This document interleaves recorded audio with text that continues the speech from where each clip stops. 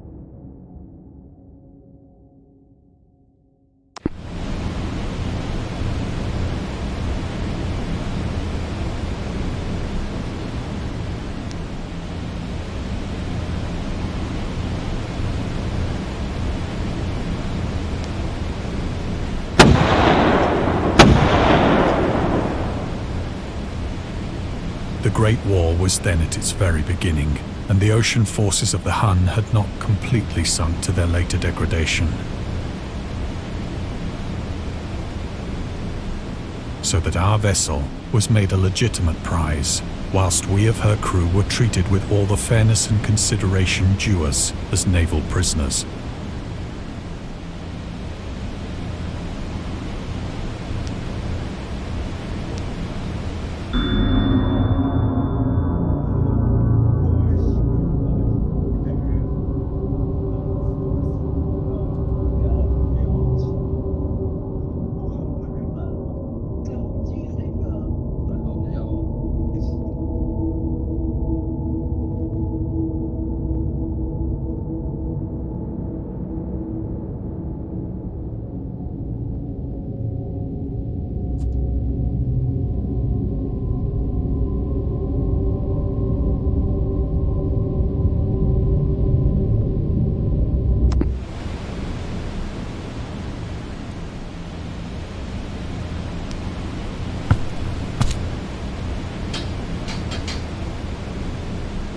So liberal, indeed, was the discipline of our captors, that 5 days after we were taken, I managed to escape alone in a small boat with water and provisions for a good length of time.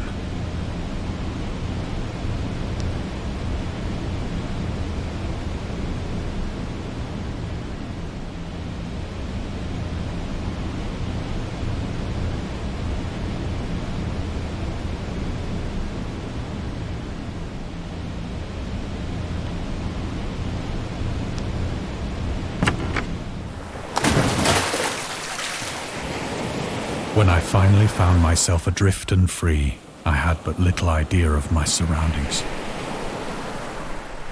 Never a competent navigator, I could only guess vaguely by the sun and stars that I was somewhat south of the equator. Of the longitude, I knew nothing, and no island or coastline was in sight.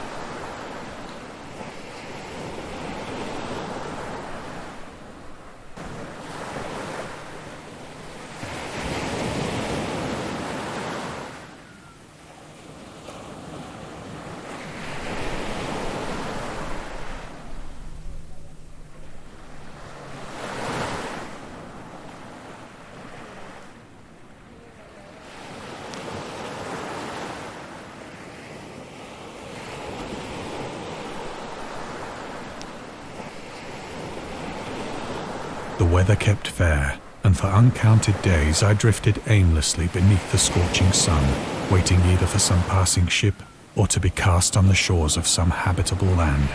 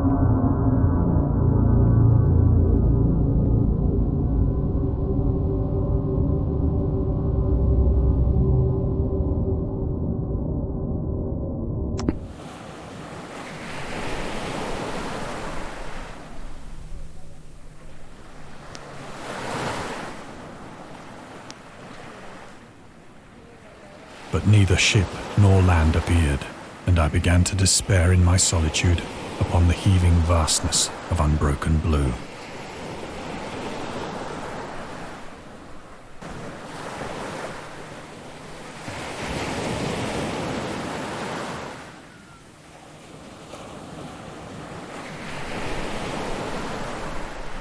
The change happened whilst I slept. Its details I shall never know, for my slumber, though troubled and dream-infested, was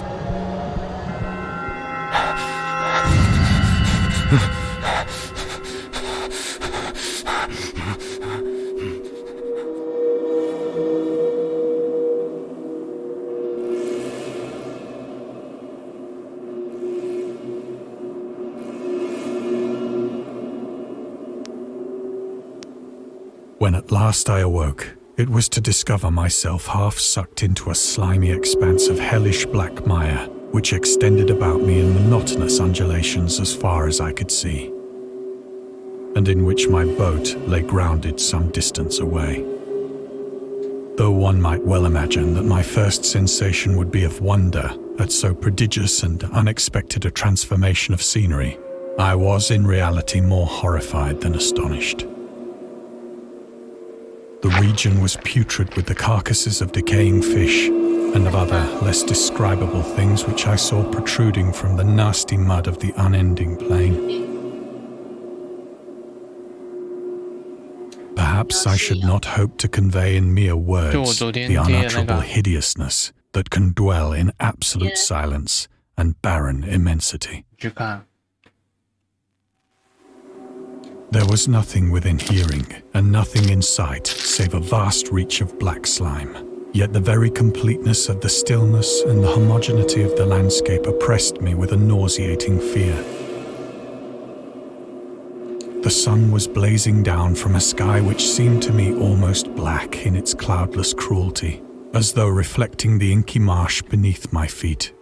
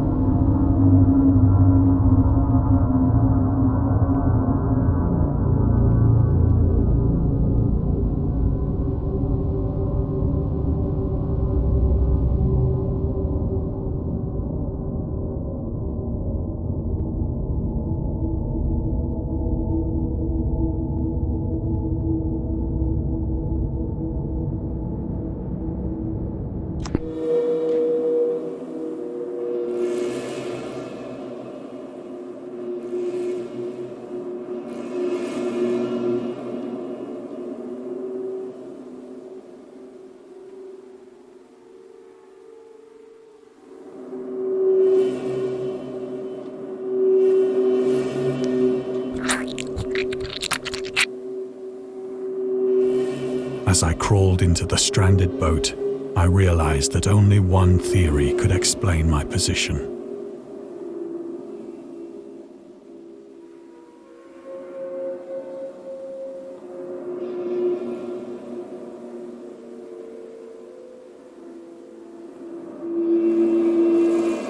Through some unprecedented volcanic upheaval, a portion of the ocean floor must have been thrown to the surface, exposing regions for which innumerable millions of years had lain hidden under unfathomable watery depths.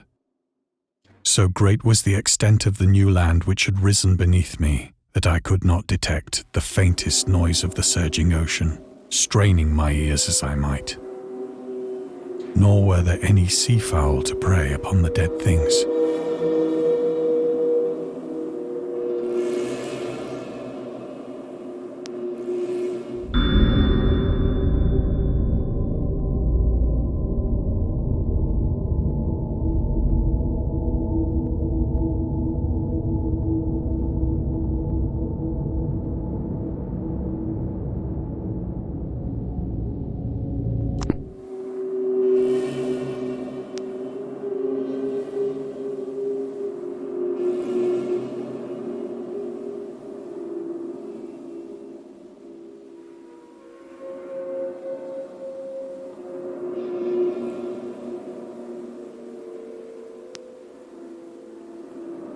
For several hours I sat thinking or brooding in the boat, which lay upon its side and afforded a slight shade as the sun moved across the heavens.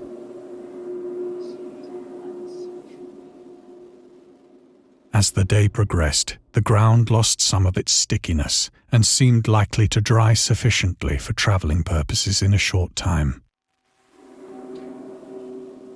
That night I slept but little, and the next day I made for myself a pack containing food and water, preparatory to an overland journey in search of the vanished sea and possible rescue.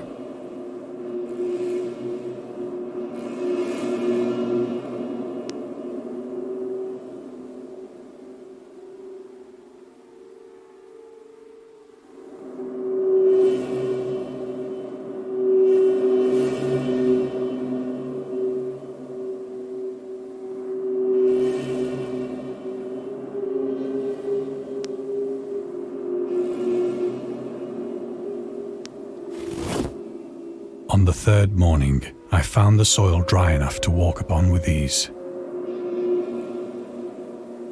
The odor of the fish was maddening, but I was too much concerned with graver things to mind so slight an evil, and set out boldly for an unknown goal.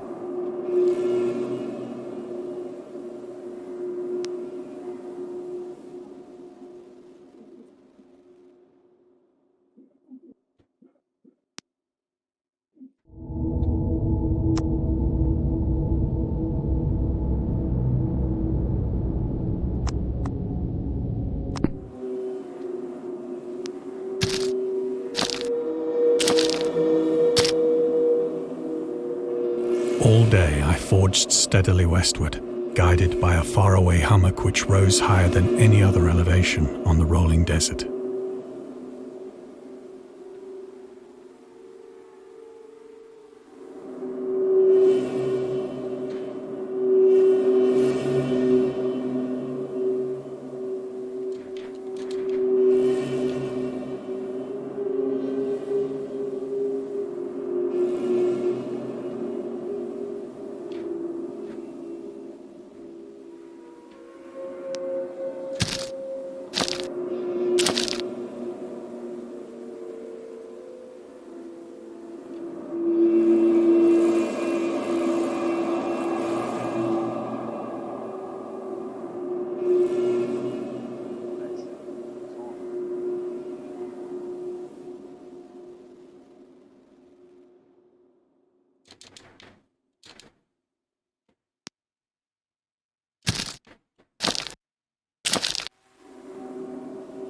That night I encamped, and on the following day still travelled toward the hummock, though that object seemed scarcely nearer than when I had first espied it.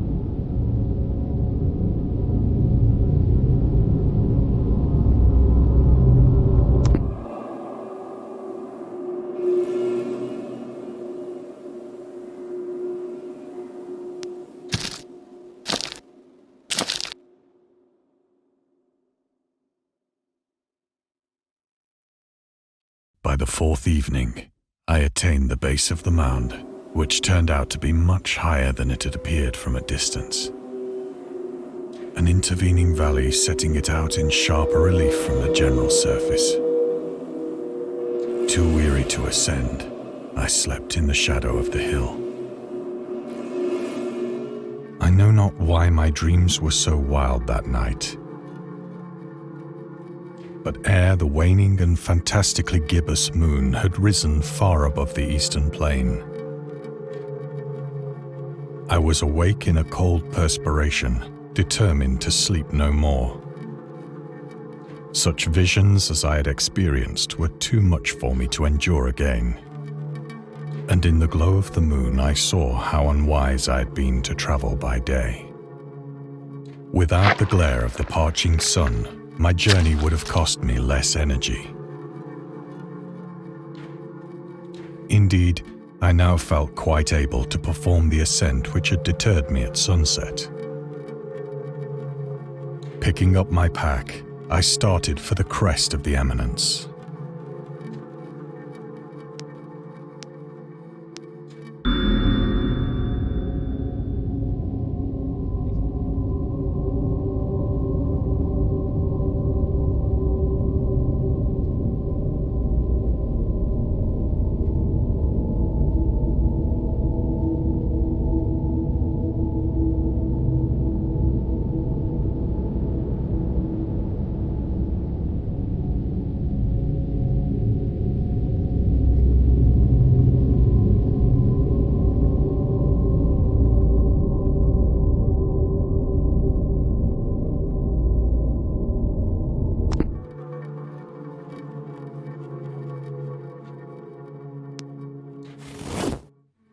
I have said that the unbroken monotony of the rolling plain was a source of vague horror to me.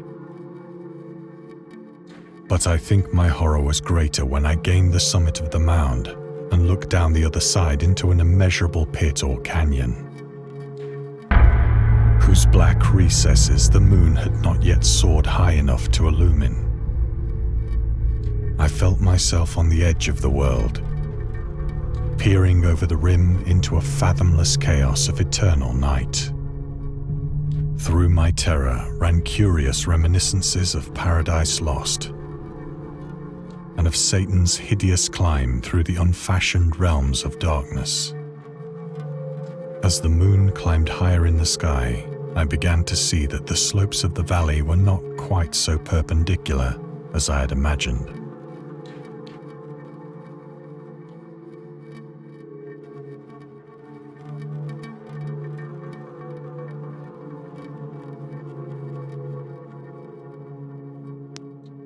Ledges and outcroppings of rock afforded fairly easy footholds for a descent, whilst after a drop of only a few hundred feet, the declivity became very gradual.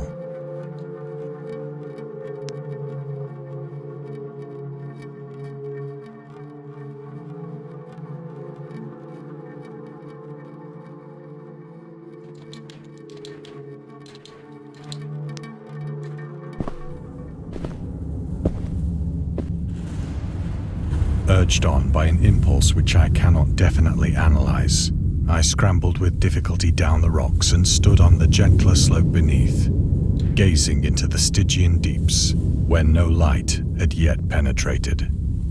All at once, my attention was captured by a vast and singular object on the opposite slope, which rose steeply about 100 yards ahead of me. An object that gleamed whitely in the newly bestowed rays of the ascending moon.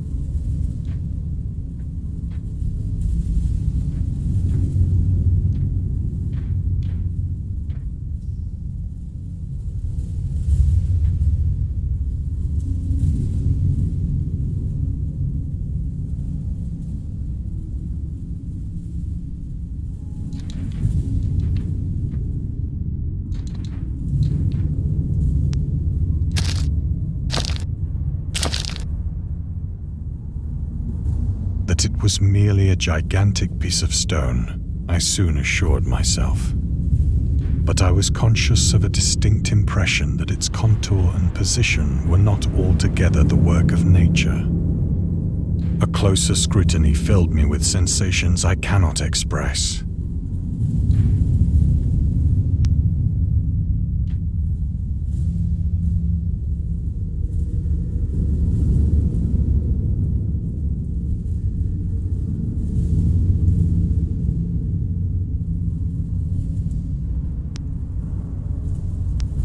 For despite its enormous magnitude and its position in an abyss which had yawned at the bottom of the sea since the world was young, I perceived beyond a doubt that the strange object was a well-shaped monolith, whose massive bulk had known the workmanship and perhaps the worship of living and thinking creatures. Dazed and frightened, yet not without a certain thrill of the scientist's or archaeologist's delight, I examined my surroundings more closely.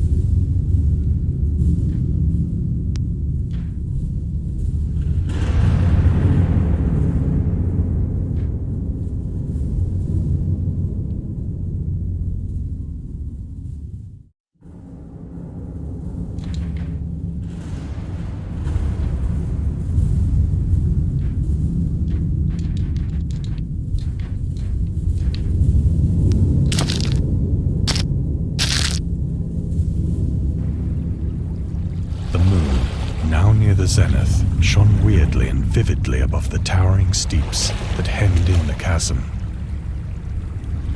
and revealed the fact that a far-flung body of water flowed at the bottom, winding out of sight in both directions and almost lapping my feet as I stood on the slope. Across the chasm, the wavelets washed the base of the Cyclopean monolith, on whose surface I could now trace both inscriptions and crude sculptures.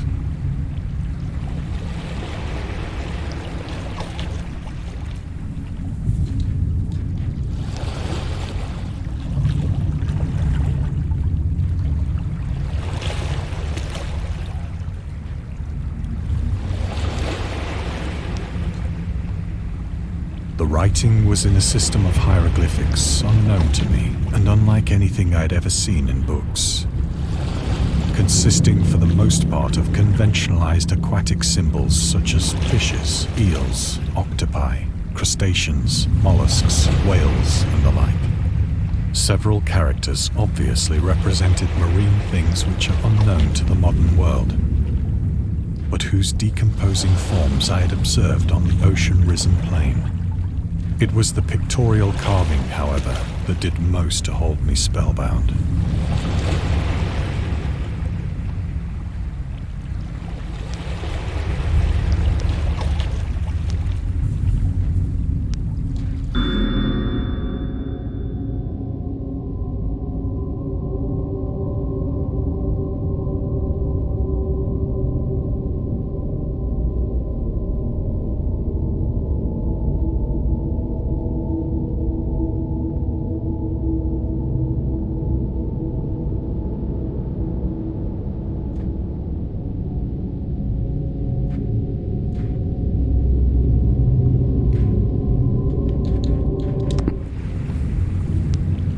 Plainly visible across the intervening water on account of their enormous size were an array of bas-reliefs whose subjects would have excited the envy of a Doré.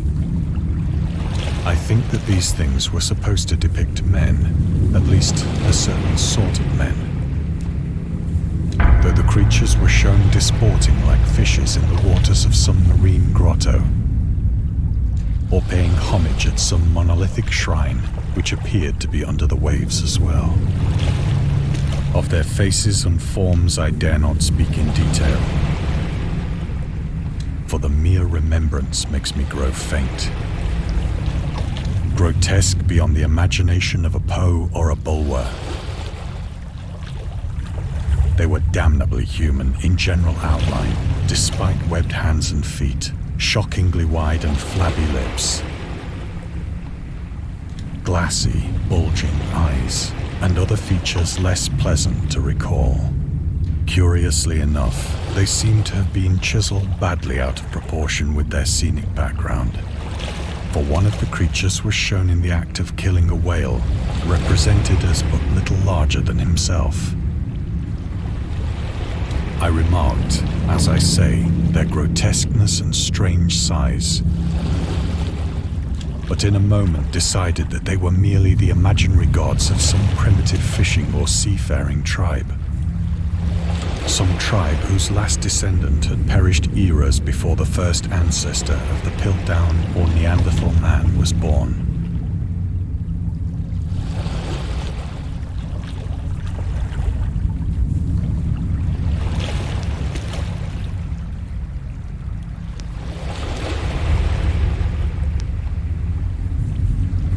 Awestruck at this unexpected glimpse into a past beyond the conception of the most daring anthropologist, I stood musing whilst the moon cast queer reflections on the silent channel before me. Then, suddenly, I saw it.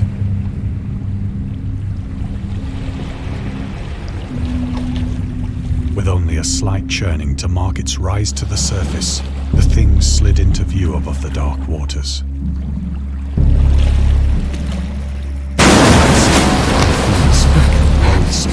It darted like a stupendous monster of nightmares to the monolith, about which it flung its gigantic scaly arms, while it bowed its hideous head and gave vent to certain measured sounds. I think I went mad then. Of my frantic ascent of the slope and cliff, and of my delirious journey back to the stranded boat,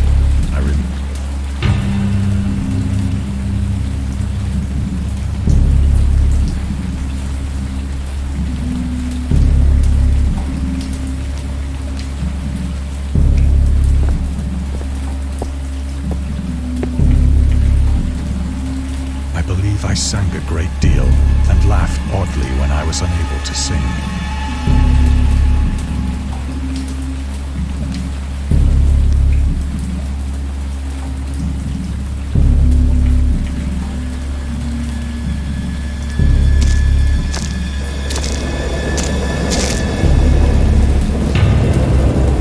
Indistinct recollections of a great storm sometime after I reached the boat.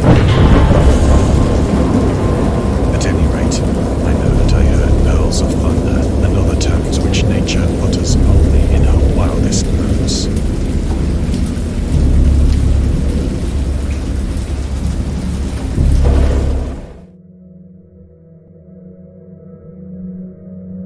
When I came out of the shadows, I was in a San Francisco hospital, brought thither by the captain of the American ship which had picked up my boat in mid-ocean. In my delirium, I had said much, but found that my words had been given scant attention. Of any land upheaval in the Pacific, my rescuers knew nothing. Nor did I deem it necessary to insist upon a thing which I knew they could not believe.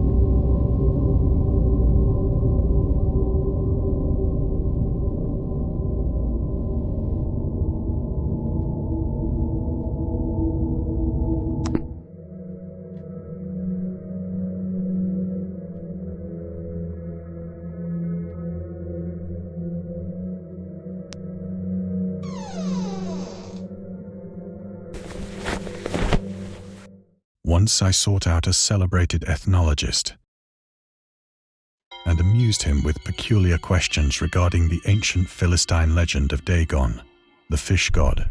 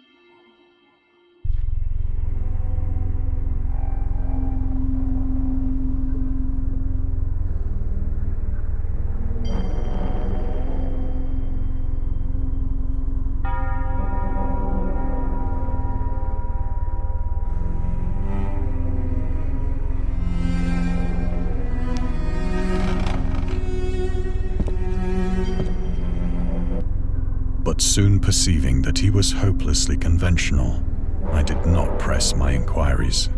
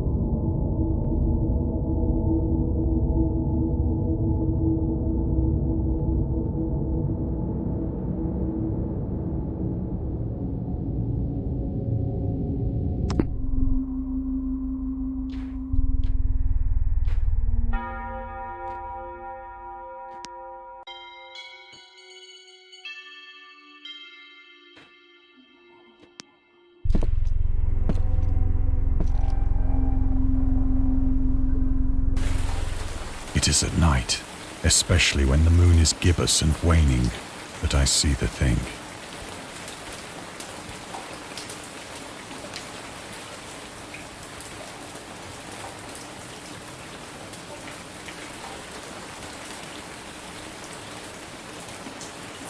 I tried morphine, but the drug has given only transient surcease and has drawn me into its clutches as a hopeless slave.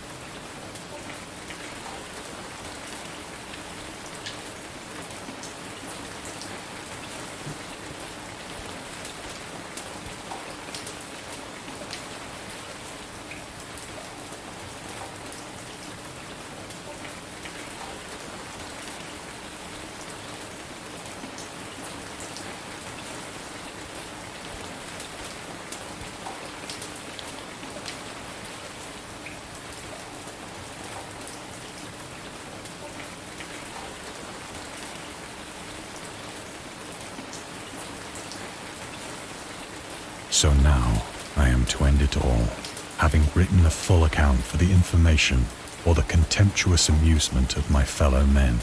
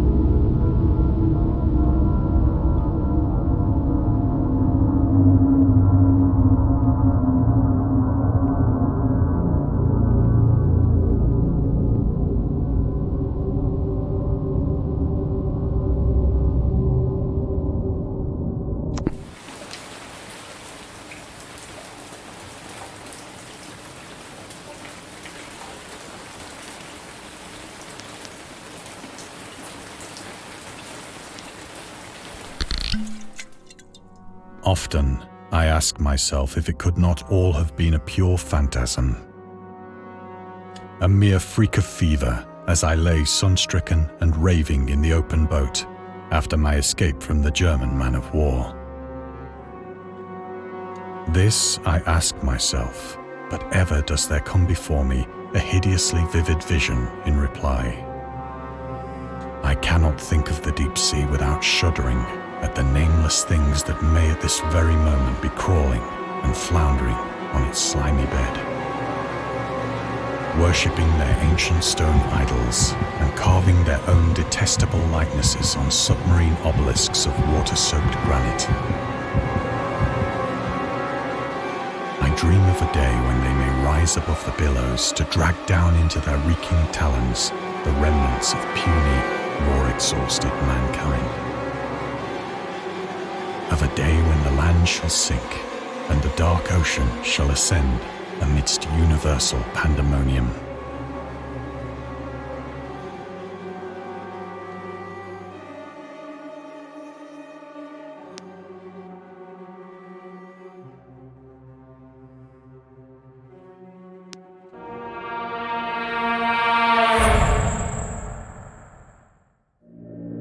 The end is near.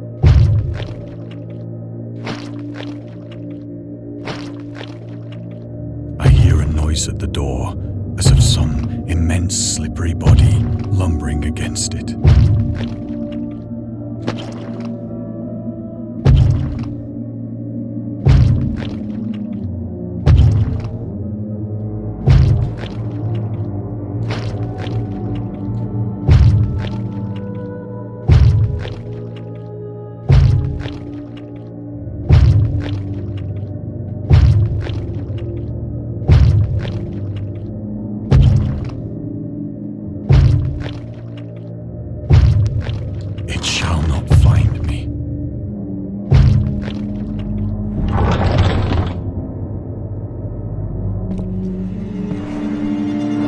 God, that hand!